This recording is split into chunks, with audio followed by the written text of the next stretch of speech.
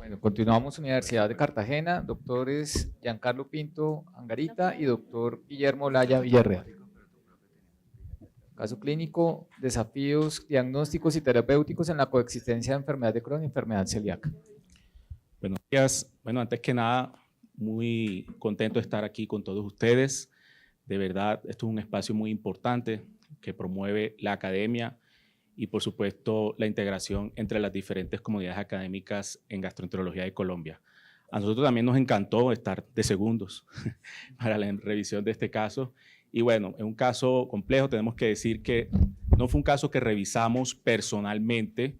Estábamos revisando en la base de datos y en los archivos del hospital un caso interesante a traer.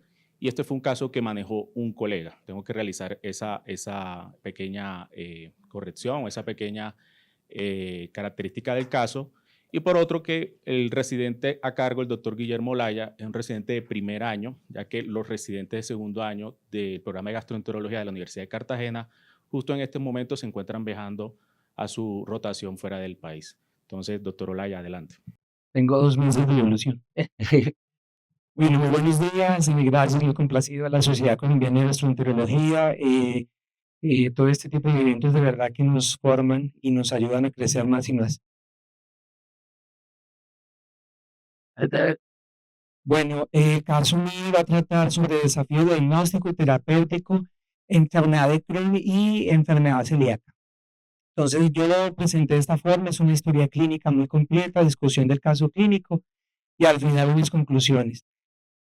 Todos los datos que tenemos como la fiel historia, copia y fiel de la historia clínica están consignados, se extrajeron de forma original, como el doctor Giancarlo mencionó, y pertenecen a otro colega, es un paciente que no lo manejamos directamente nosotros. Bueno, entrando en el caso, es un paciente de 43 años, mujer, procedente de Bogotá, cesante, motivo de consulta de ella fue dolor abdominal, diarrea y pérdida de peso. Es una paciente que no tenía antecedentes personales importantes, ingresa con un cuadro de 3 meses, dolor abdominal, difuso, no localizado, hipocólico, con deposiciones diarreicas que iban inicialmente en 3 de forma sanguinolenta, con una pérdida de peso de 20 kilos, con un Bristol de 6 a 7, como lo relataban en la historia clínica. Esta paciente además presentaba astenia y adinamia. Dentro de los antecedentes personales, realmente, como dije, no había ninguno, solamente destacaba que era un hábito tabáquico de un paquete por año, una apendicectomía y era alérgica a la penicilina. A su ingreso, esto fue en el 2021, se le realiza una placa abdominopélvica que muestra una esplenomegalia, se consideró inicialmente que podría tratarse de un síndrome linfoproliferativo, un ataque de tórax, una endoscopia que no tenemos imágenes, que solo demostraba una pangastritis eritematosa. Se realizó una colonoscopia que tampoco teníamos las imágenes iniciales de ese entonces, en donde se demostraba una ileitis, se descartó VIH y trastornos de la tiroides. Con esta sospecha entonces de enfermedad inflamatoria intestinal, inicia en mesalazimia por el grupo de medicina interna, la paciente evaluación de buena forma, le dan salida con exámenes complementarios y cita por gastroenterología. Del 2021 al 2022 pasaron 14 meses donde la paciente no tuvo un buen control, hay que decirlo, por temas de la EPS. La paciente ingresó nuevamente con 14 meses ya de diarrea, ya las deposiciones eran 8 por día, sin loco, y tenía una pérdida de peso considerable de aproximadamente 29 kilogramos en total. Estudios de autoinmunidad de marcadores tumorales que fueron negativos y fue llevada a los primeros estudios endoscópicos. Acá entonces tenemos que lo realizan en marzo del 2022 una enteroscopia que mostraba un espectro empedrado con atrofia de velocidades. La biopsia correspondiente mostraba atrofia de velocidades, un infiltrado inflamatorio de tipo linfoplasmocitario con signos de crictitis aguda leve. La conclusión del patólogo: enfermedad inflamatoria intestinal tipo enfermedad de Crohn con actividad leve. Para ese entonces entra al grupo de gastroenterología y considera que es una enfermedad celíaca con una enfermedad de Crohn sobrepuesta. Para la enfermedad de Crohn teníamos una calprotectina de 668, para la enfermedad celíaca, entre los estudios que logró hacerse en la paciente, tenía una HLA-A2 2 positivo, y con esto le inician terapia biológica con alopecia y el manejo de dieta baja en gluten, pues para la celiaquía, y lo dan egreso. Posteriormente, Ya en el 2024 la paciente ingresa nuevamente, mayor compromiso de peso y ahora presentaba su motivo de consulta eran adenopatías generalizadas. En ese entonces teníamos como claridad, ya había sido clasificada por gastroenterología en enfermedad de Crohn con una clasificación de Montreal A3L1B1, el HLA-BQ2 positivo y los transglutaminasa positivos. En este momento la paciente tenía una mayor desnutrición y venía con un manejo con adalimumab que si bien empezó de buena forma, durante la evolución hubo algunos meses que no recibió el tratamiento, por lo cual le hizo azathioprina y prednisolona que no teníamos claridad la dosis que venía. Entonces ya teníamos adalimumab, el inmunosupresor azathioprina y prednisolona que se creía que podía ser altas dosis. ¿Cómo nos ingresa esta paciente en este momento? Nos ingresa con edema, la única foto original de la paciente es la de los labios, edema en labios y aftas, venía con unas adenomecalias cervicales y inguinales importantes y muy importante, deterioro en el peso, un índice de masa corporal de 15 con sarcopenia. Para este entonces es valorada por el grupo de infectología, considerando pues las adenopatías en cuello, había una submandibular dolorosa que posiblemente se asoció inicialmente a un angina de Lodwin, pero finalmente el grupo de infecto lo descartó. Tomaron biopsia del ganglio cervical y básicamente el ganglio cervical mostró que había un moderado pleomorfismo nuclear. Los hallazgos fueron compatibles con la posibilidad de un linfoma.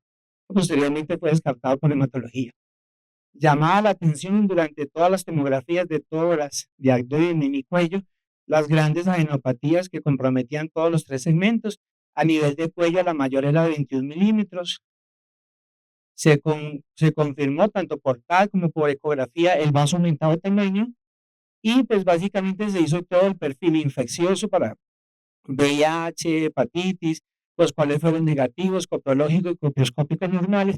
Se documentó una ferritina en 1406 y las pruebas para bacterias, Mycobacterium tuberculosis fueron negativas, pero se confirma que hay un antígeno de Cryptococcus uniforme que fue positivo en suero con una tinta china positiva. Entonces, con esta impresión diagnóstica se confirmaba pues la posibilidad de un proceso de una criptococosis diseminada asociado pues a la ganglios múltiples que tenía la paciente. Como les decía, la hematología descartó firmemente que no fuera un trastorno hematológico y finalmente entonces la gastroenterología dice no tiene actividad la enfermedad inflamatoria, es una infección, complicación de la terapia inmunosupresora, una criptococosis diseminada, le arrancan infotericina y liposomía con fluconazol y posteriormente le hacen un ataque de control en su evolución que fue a los 2 meses, donde ya se veía una neta mejoría de los ganglios y una mejoría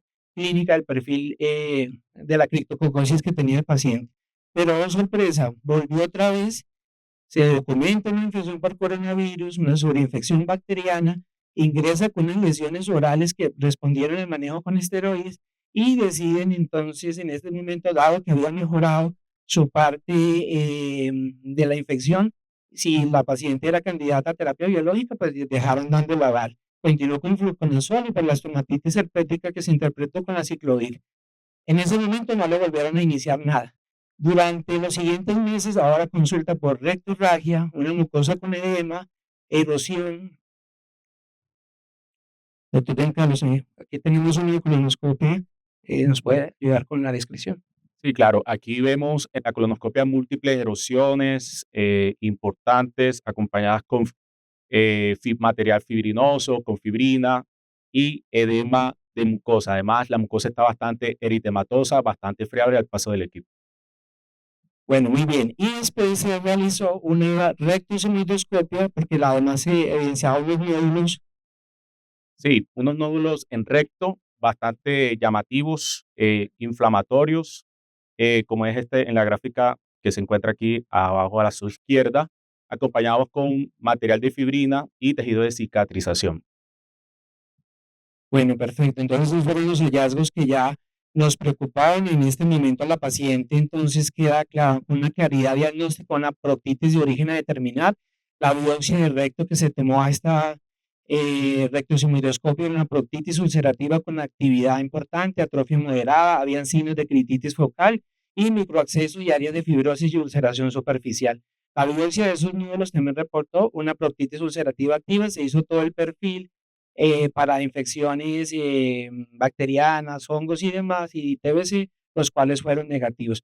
Entonces, ya para terminar este caso clínico, el resumen de toda la evolución, tenemos una paciente que realmente tuvo una mala adherencia tanto por el nivel de la paciente como por la EPS, que en los últimos meses se deterioró muy rápidamente y empezó a presentar ya lo último diarrea sanguinolenta.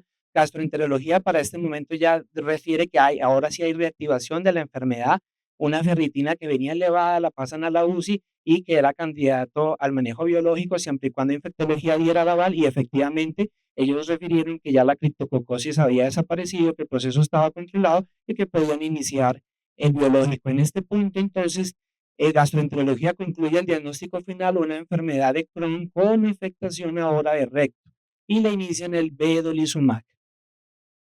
Esta es la calprotectina fecal 1117, con una ferritina bastante elevada, que hablaba del deterioro inflamatorio que tenía la paciente, una hiperluminemia y ya tenía un compromiso hepático.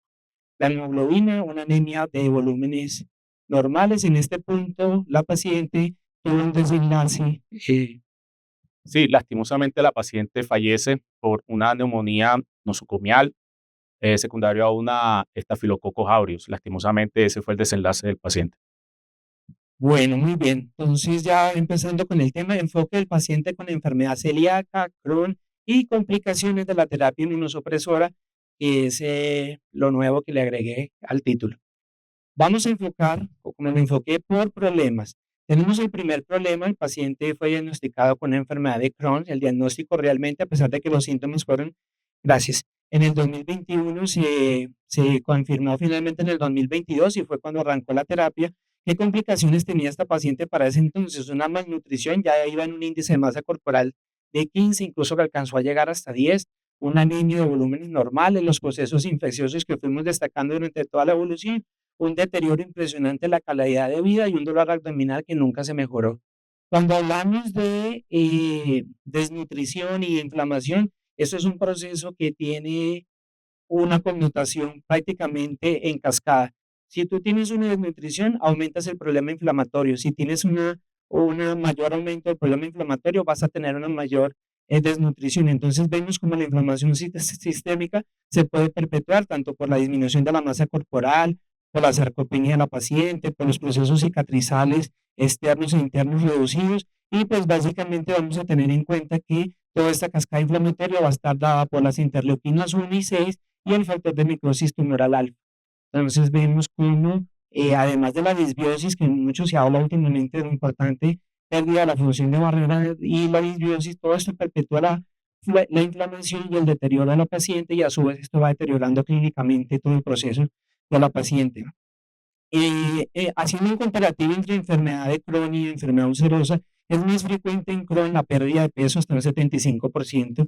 La anemia, generalmente en los volúmenes normales en Crohn, llega hasta el 80%, pero el déficit de hierro es mayor en la colitis ulcerativa por las hemorragias. Pero el gran déficit de vitamina, tanto B12, ácido fólico, calcio, vitamina D y magnesio, es más frecuente y oligoelementos es más frecuente en el Crohn por el problema de dificultad en la absorción. Acá les traigo un caso, una revisión, prevalencia y pronóstico en los pacientes que tienen enfermedad intestinal inflamatoria con respecto a la malnutrición en instancia hospitalaria. Entonces, ¿qué nos arrojó este estudio? Que el overlapping, que es la fuerza de asociación, el evento sí dio 3.4 veces más frecuente, es decir, que tiene una fuerte asociación porque supera el 1.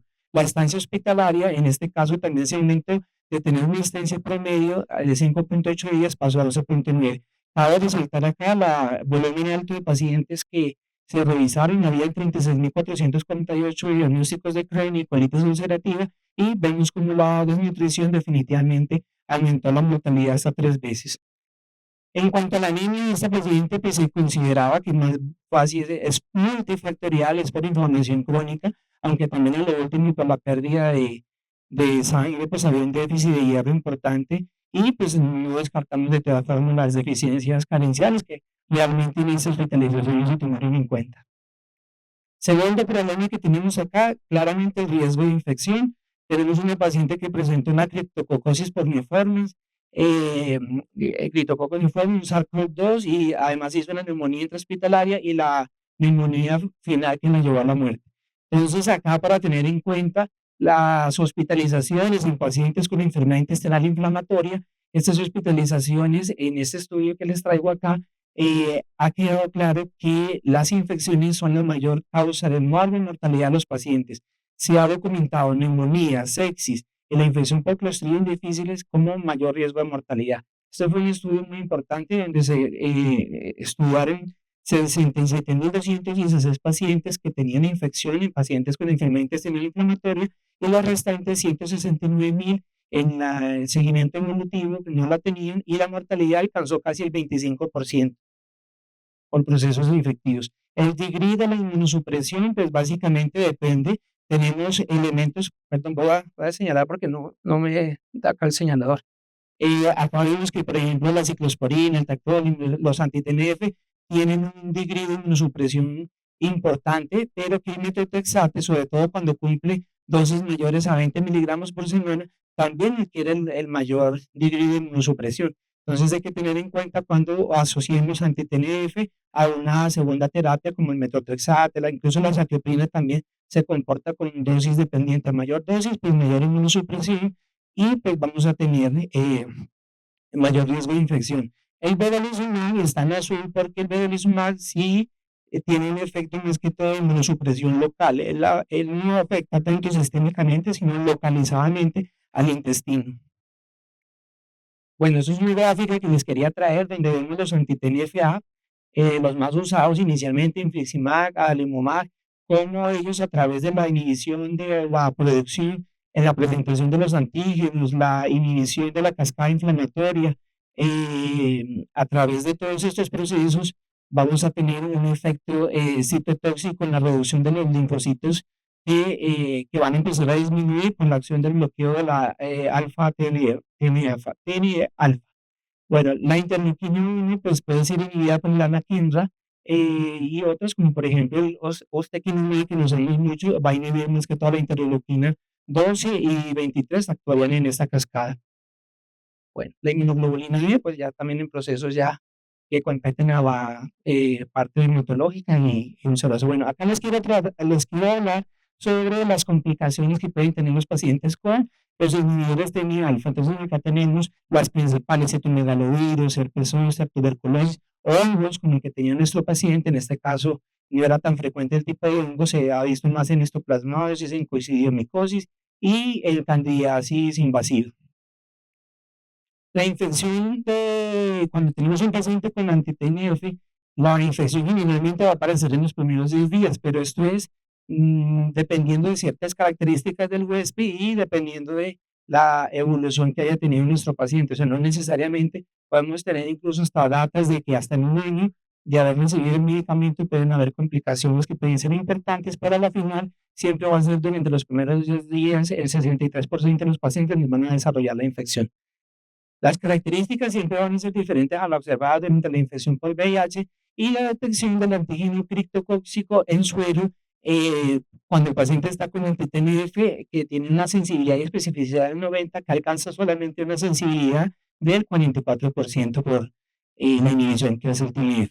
El tercer problema es el síndrome adenomigólico. Hasta el 40% de los pacientes con Crohn pueden tener también adenopatías mesentéricas. Esta paciente pues, vimos que tenía además compromiso cervical, abdominal generalizado, siempre pensar en todas las malignidades que pueden descartarse, en este caso por el grupo de hematología, los procesos infecciosos que también los ayuda a descartar el grupo de infectología y siempre pensar también en las condiciones autoinmunes, la dermatomiositis y las demás enfermedades autoinmunes que nos acompañan siempre como diagnósticos diferenciales. Esta es una revisión donde hablamos de criptococosis diseminada y la presentación de la linfadenopatía generalizada. Son revisiones que nos apoyan porque este paciente sí tenía una criptococosis y el diagnóstico, pues básicamente recordemos que tuvo una serología positiva, una tinta chine positiva, una buena respuesta al tratamiento, pero además tenía factores de riesgo para pensar en esta infección y hematología descartó que no fuera un síndrome linfoproliferativo, que siempre fue la sospecha inicial en este paciente. Entonces sí tenía una criptococosis. porque podía tener un linfoma y el grupo de hematología lo descartó muy bien. Sí lo podía tener, pero realmente en este estudio que les presento acá, el riesgo de cáncer en pacientes con enfermedad intestinal inflamatoria, 1.515 pacientes fueron diagnosticados con colitis ulcerativa, 810 con Crohn, un seguimiento de larga data que se hizo, y estos pacientes apenas tuvieron en colitis ulcerativa un riesgo que fue bajo, en enfermedad de Crohn un riesgo que alcanzó el 55%. Fue mayor el cáncer en enfermedad de Crohn que en colitis ulcerativa.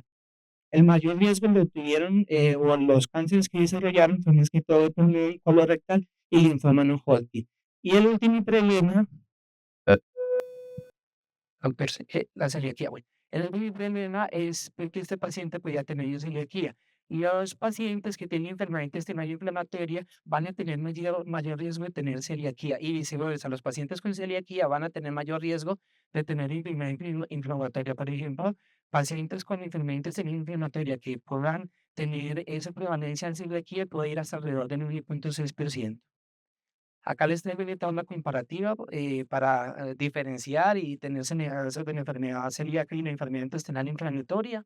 Ya para terminar, las intervenciones en este paciente, entonces, se le calculé el CEDAI de este paciente fue 430, se clasificó con matriz de 1, en el cual este paciente por algoritmo de tratamiento, acá les traigo pero me gustan mucho el beneficio con el universante beneficio, donde vemos que nos especifica en la actividad libre, en segundo de la actividad moderada, necesitan el esteroide sistémico ya. Eso fue una falencia al principio del tratamiento, asociado bueno, con el saquiopril y nitrotrexato, y cuando tiene actividad grave, pues requiere biológicos, sobre todo anti-TNFA, y si me ves prestando anti-TNFA, medicamentos, por ejemplo, como el Vidarizumab, sobre todo para pacientes que tengan alopecia de base o que tengan una mayor edad, sean pacientes ancianos.